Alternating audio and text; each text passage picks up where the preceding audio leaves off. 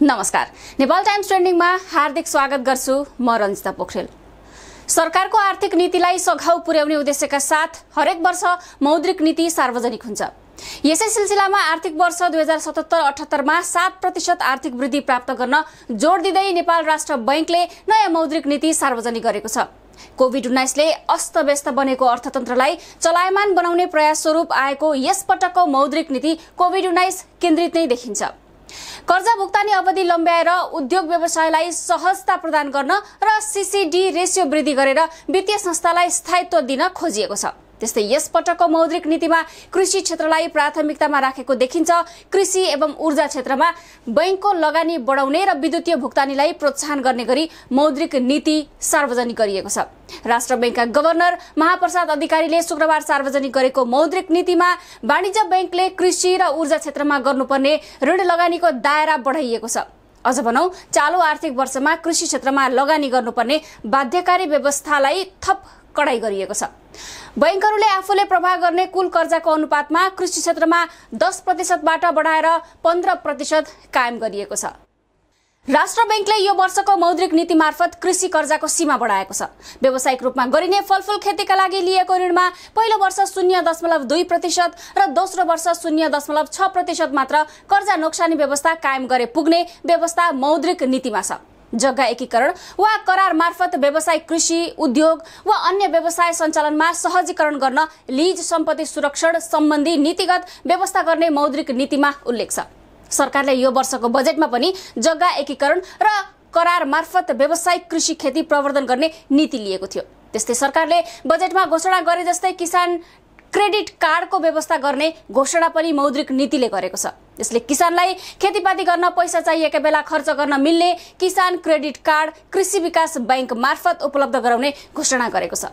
किसानले यो credit card मार्फत पैसा तिरेर मल खाद, कीटनाशक औषधि, कृषि औजार खरिद गर्न सक्छन्। तर बैंकलाई यो उधारो रकमको भुक्तानी बालीनाली बेचेर पैसा हात पारेपछि तिरे हुन्छ।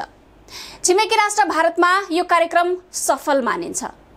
मौद्रिक नीतिले ऊर्जा क्षेत्रमा पनि बैंक तथा वित्तीय संस्थाहरूले थप लगानी गर्नुपर्ने व्यवस्था गरेको छ। सरकारको 5000 मेगावाट विद्युतीय उत्पादनको लक्ष्यलाई सहयोग पुर्याउन ऊर्जा क्षेत्रमा बैंकहरूले 10% लगानी गर्नुपर्ने प्रावधान राखिएको छ।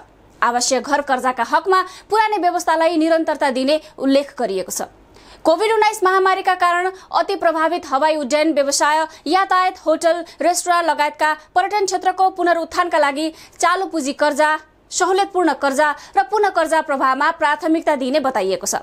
वाणिज्य बैंकहरूले 2081 असार मसान्तसम्म लघु, साना र मझौला उद्यमका क्षेत्रमा 1 करोड रुपैयाँ भन्दा कम रकमका कर्जाहरू आफ्नो कुल कर्जा लगानीको न्यूनतम 15% हुने गरी प्रवाह गर्नुपर्ने व्यवस्था मिलाइएको छ। मौद्रिक नीति मार्फत राष्ट्र बैंकले डिजिटल भुक्तानीलाई प्रोत्साहन गर्ने र डिजिटल भुक्तानी सेवा प्रदायकलाई कारोबार संख्या बढाउन दबाब दिने नीति ल्याएको छ। भुक्तानी सेवा प्रदायकको अनुमति पाएका संस्थाले आगामी असार मसान्तसम्म कम्तीमा 3 लाख ग्राहक नपुर्याए र मासिक औसत कारोबार 6 लाख नपुगेमा अनुमति पत्र खारेज गर्न सकिने व्यवस्था गर्ने मौद्रिक नीतिमा उल्लेख छ। मौद्रिक नीतिमा कोभिड-19 प्रकोपलाई दृष्टिगत गर्दै सहुलियतपूर्ण कर्जाको व्यवस्था मिलाइने बताइएको छ। उत्पादन अभिवृद्धि, रोजगार सृजना र उद्यमशीलता विकासका लागि तोकिएका क्षेत्रका कर्जा ऋणीलाई 5% ब्याज दरमा उपलब्ध हुने उल्लेख छ। निजी क्षेत्र र बैंकिङ क्षेत्रले सरकारले सार्वजनिक गरेको मौद्रिक नीतिले आफूहरूको अधिकांश माग सम्बोधन गरेको बताएका छन्। नेपाल उद्योग वाणिज्य महासंघका अध्यक्ष भवानी राणाले शेयर धितो कर्जामा वृद्धि, कर्जाको पुनर्तालिकीकरण, सीसीडी रेशियो वृद्धि लगायतका व्यवस्थाबाट आफूहरू उत्साहित भएको बताएका छन्। नेपाल उद्योग वाणिज्य महासंघका वरिष्ठ उपाध्यक्ष शेखर गोल्छाले मौद्रिक नीतिको प्रशंसा गर्दै अब प्रभावकारी कार्यान्वयनको अपेक्षा गरेको उल्लेख गरेका छन्। महासंघका भूतपूर्व अध्यक्ष पशुपति मुरारकाले नीतिले केही हदसम्म व्यवसायीको समस्यालाई सम्बोधन गरेको भन्दै ट्वीट गरेका छन्। व्यवसायी सौरभ ज्योतिले चालू आर्थिक वर्षको मौद्रिक नीति प्रगतिशील रहेको र यसमा निजी क्षेत्रलाई केही राहत दिँदै दीर्घकालीन योजना समावेश गरिएको भनेका छन्। अर्थमन्त्री डाक्टर युवराज खतिवड़ाले ल्याएको आर्थिक वर्ष 2077-78 को बजेटमा कोरोना महामारीबाट प्रभावित अर्थतन्त्र पुनरुत्थान लक्षित कार्यक्रम ल्याउन नसकेको भन्दै निराशा बनेको निजी क्षेत्र मौद्रिक नीतिबाट उत्साहित देखिएको छ। चालू आर्थिक वर्षको मौद्रिक नीतिले शिथिल उद्योग व्यवसायको पुनरुत्थान गर्ने तथा अर्थतन्त्रलाई चलायमान बनाउने भन्दै निजी क्षेत्र उत्साहित देखिएको हो। खास गरी पुनर्कर्जाको व्यवस्था, ऋणको पुनर्संरचना र पुनर्तालिकीकरण सुविधा, थप 20% चालु पुँजी कर्जा उपलब्ध गराउने, पुनर्कर्जा कोषको 5 गुणासम्म पुनर्कर्जा उपलब्ध गराउने घोषणा, बैंक तथा वित्तीय संस्थाको सेवा शुल्क र प्रशासनिक खर्च कटौती गरिने, सीसीडी रेशियोलाई 80% बाट 85% मा बढाउने लगायत नीति तथा घोषणाबाट निजी क्षेत्र उत्साहित भएको हो। यो मौद्रिक नीतिले नेपाल घरेलु तथा साना उद्योग महासंघले उठाउँदै आएका अधिकांश मागलाई सम्बोधन गरेको देखिन्छ। मौद्रिक नीतिले पहिलो पटक लघु, घरेलु तथा साना उद्योग व्यवसायलाई यति धेरै सम्बोधन गरेको छ। उत्पादन अभिवृद्धि, रोजगारी सृजना र उद्यमशीलता विकासका लागि 5% को सहुलियतपूर्ण कर्जा कार्यक्रम सरल रूपमा कार्यान्वयन हुने व्यवस्था मिलाइएको छ। मौद्रिक नीतिले बैंकका एटीएम कार्ड बोक्ने सँगै किसानलाई लाभ पुग्ने गरी केही कार्यक्रम घोषणा गरेको छ। त्यस्तै सानादेखि ठूला व्यावसायिक ऋणीलाई लाभ दिने कार्यक्रम घोषणा गरेको छ। कोरोनाबाट थलिएको अर्थतन्त्रलाई गतिशील बनाउने गरी मौद्रिक नीति आएको भन्दै सबै क्षेत्र उत्साहित छन्। मौद्रिक नीतिले कतिपय ऋणीहरूको ऋण तिर्ने भाका 2 वर्षसम्म थप्ने व्यवस्था गरेको छ। त्यस्तै व्यावसायिक ऋणीहरूले 3 देखि 5% सम्मको सस्तो ब्याज दरमा पुनर्कर्जा पाउनेछन्। बैंकबाट ऋण लिएर अपार्टमेन्ट र कोलोनीमा घर किन्ने तथा शेयर धितो राखेर बैंकबाट ऋण लिनेकोहरूले पनि राहत पाउनेछन्। लघु वित्तका ऋणीहरूको ब्याज दर घट्नेछ। कोभिड-19 ले थिलथिलो पारेको पर्यटन क्षेत्र, उद्योग व्यवसाय, साना घरेलु उद्योग, कृषि क्षेत्र प्राय सबैलाई खुसी पार्दै आएको चालु आर्थिक वर्षको मौद्रिक नीतिले सबैले खुलेरै प्रशंसा गरेका छन्।